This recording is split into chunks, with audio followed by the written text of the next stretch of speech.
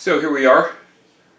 This is looking at the collection of parts that I replaced in rebuilding the Whirlwind pinball machine that I bought. And the machine came from, it's a reimport from Europe. So it was a German home market machine, which means the language is still in German. And apparently it's in quite a bit of use. Sometimes you expect something you expect from those sort of machines. This one turned out to be a little more heavily used than I expected. We'll start with the big ticket item first. So this is a System 11B CPU board. So this is the brains of the whole system. And I tried to look really closely in the pictures, and it looked like it was in pretty decent shape, or at least decent enough shape. And I did have video of it functioning, but what happens is there were batteries that used to be here. I ended up taking the connectors off early when I thought this board might be savable.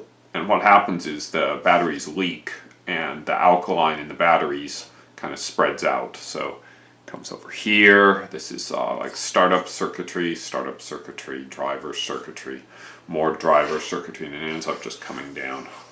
And got some expert advice and realized that this board wasn't really salvageable. So luckily there's someone local who does replacement boards.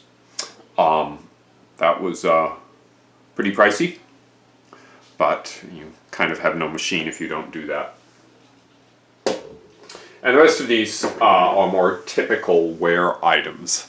Starting in the upper corner, there are a whole lot of rubber pieces all over. Some of them have probably been changed. Some of them, like if you look at a piece like that, that's burnt. And this was from 1990. This is the original piece.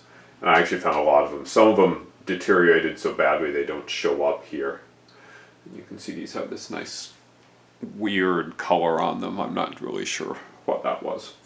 So generally when you buy a machine that's in that sort of state, you replace all of them anyway. So that whole kit got replaced. I did some stickers. So this is a drop target sticker. Whirlwind has these discs on it that spin around. So these are both really worn, so they don't look like the discs should look, and they're very smooth. And the whole point of having the discs is for them to grab a pinball and throw it out of the way. It's a bit of randomness. Speaking of pinballs, these are two really, really worn. You probably can't see, but pinballs are supposed to be very, very shiny and not pitted at all. When they get worn and pitted, they get rough, and that tends to scratch up the machine. And the machine's kind of scratched up. More worn than I would have liked, but it's kind of hard to find Whirlwinds, at least for the price I wanted to pay. So it's what we call a player's machine rather than a restoration machine. Next to it, we have some broken plastic. So there's plastic that goes on top of the parts. Let's see, like this guy has this in broken.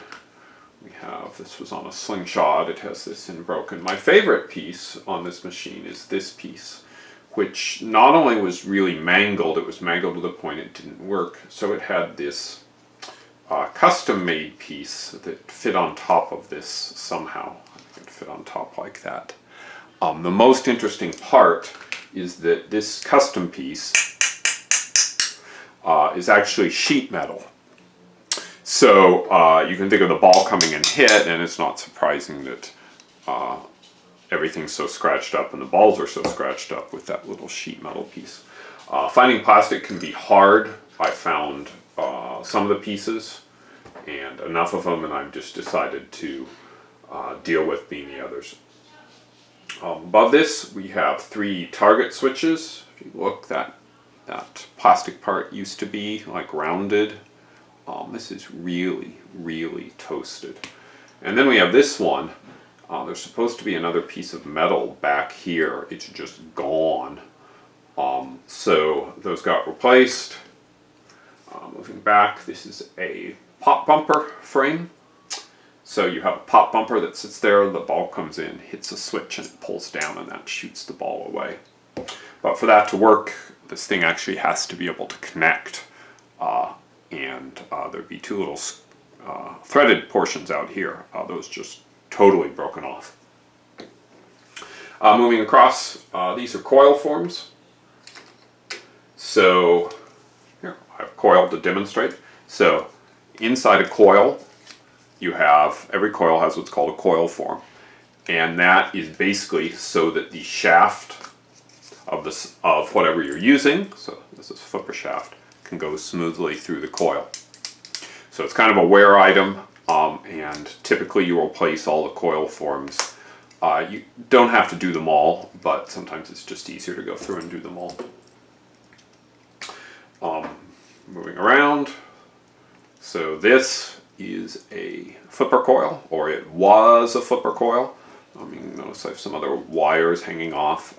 The people who used this tried to repair it, and they didn't really succeed in repairing it. So I ended up just buying a new coil. The coils are relatively cheap. This whole area here is 3 sets of flipper mechanism. So we had, this one is the only original one. It's got a crack in the plastic part, which is called the bat. So that's one, and then I had these 2 weird aftermarket ones, and they're actually not the right thickness. They're a little thinner than the stock ones, so those got replaced.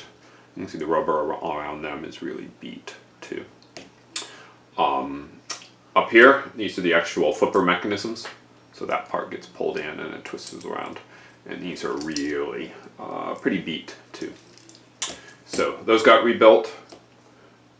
Next parts of the flippers, these are coil stops. Notice one of the coil stops is missing the stop part. Those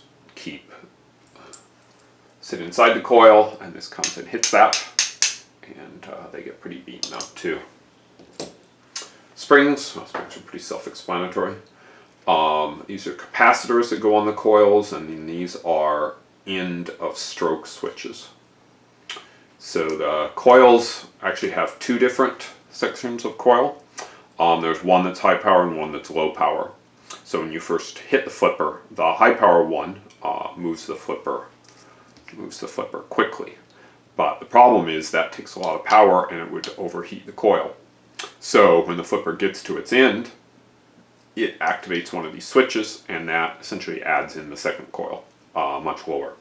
So high power to start, low power to hold. Those switches need to be in good condition for the flippers to work well. And if they end up improperly adjusted, you can burn out a coil. That may have been what caused the problem with this guy. So flipper switches, those replaced. All of the things, the stops, the mechanics, the flipper switches typically come in a kit. So I had a kit to rebuild all flippers. These guys are the flipper bushings. So basically you have, this is mounted from the bottom, this sticks up through the playfield, and the flipper goes through. And these are wear items. This one's actually in pretty good shape. I didn't check all of them. Bushings are pretty cheap. And cheap, but kind of a pain to get to. And if you have the flippers off, it's really easy. So since I had them all the way off, it's okay. Just nicer to redo it. Then coming down here, we're in the electrical section. So we have a large array of burnt out light bulbs. This is another good indication that this machine was out at some sort of location or someplace that didn't see a ton of maintenance. I already knew that. So 19, I think, plus another 7, plus another 2. That's a lot of burnt out bulbs. And that doesn't count a couple that I didn't have replacements for. One broken bulb socket, just for these bulbs, and then 4 fuses. Although, frankly, 2 of those were when I was replacing the coil and got the coil in backwards. And then finally, this used to be a wiring connector for what's called the general illumination. So there's a whole bunch of lights on the board on the playfield that are always on. When you turn on the machine, they're always on, or whenever you're playing, they're always on. And the approach they use to provide power to the board is not very good. So you can see that this connector got so hot that it inevitably melted in half. So replace that with a much better connector. So that's what we have here.